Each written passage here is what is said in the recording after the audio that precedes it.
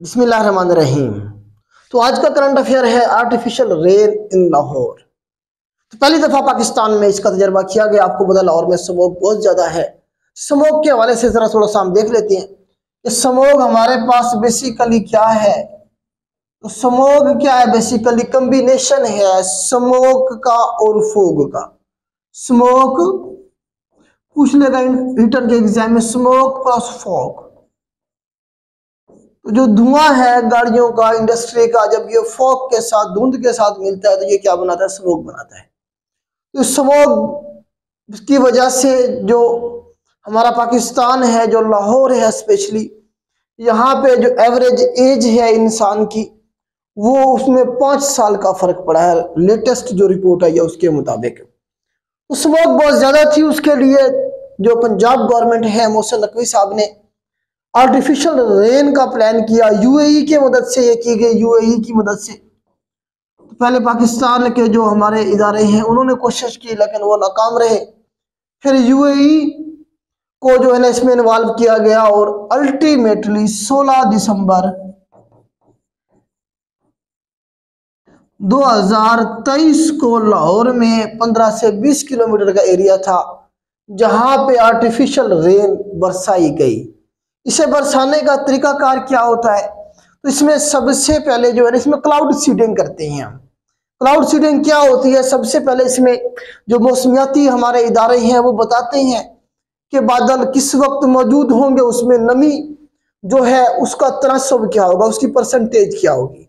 अगर 15 से 20-30% उसमें नमी हो, मतलब आप ये कह लेंगे 30% जो है ना चांसेस हो एक बादल में से बारिश बरसने के, 70% ना हो, तो उस प्रोसेस को 30% को स्टिमुलेट करके बढ़ा के 100% किया जाता है।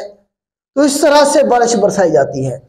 मिसाल के तौर पे ये हमारे पास सारे बादल हैं, ये हमारे पास क्या है? सारे बादल हैं, नीचे लाहौर है। अब ये बादल सामने से जो ऊपर से गुजर रहे हैं तो इनका कोई चांस नहीं है कि ये बारिश बरसाएंगे लाहौर में। लेकिन हमें ये लाहौर में बारिश चाहिए, हो सकता है ये आगे जाके बरसाते, लेकिन हमें लाहौर में चाहिए। तो हम क्या करेंगे? इसके ऊपर ये जो जहाज आपको नजर आ रहा है ये भेजेंगे इधर से ऐसे, और ये क्या करेगा? यहाँ पे सॉलिड कार्बन डाइऑक्साइड या फिर सिल्वर आयोडाइड की क्या करेगा? ऊपर से छिड़काव करेगा, फुआर ऊपर से डालेगा, जिसकी वजह से ये जो क्लाउड है उसके अंदर जो नमी है, उसके अंदर आपको पता है नमी में जो हमारे पास बादलों में छोटे छोटे ड्रॉप्स होते हैं पानी के, तो वो हवा के साथ जो है ना मूव भी कर रहे होते हैं। तो जब हम ये सिल्वर आयोडाइड लिख लें जरा, सिल्वर आयोडाइड या फिर solid carbon dioxide, solid carbon dioxide की जब हम छिड़काव करते हैं तो वो जो ड्रॉप्स हैं छोटे छोटे वो बड़े ड्रॉप्स में कन्वर्ट होते जाते हैं और आहिस्ता आहिस्ता उनका साइज इतना बढ़ जाता है कि वो हवा में मोलक नहीं रह सकते, फिर वो बरस जाते हैं। तो इसमें डायरेक्शन देखनी होती है, और जब ये छिड़काव करते हैं उसके तकरीबन आधे से 1 घंटे के बाद, ये मतलब प्रोसेस इतना टाइम लगता है।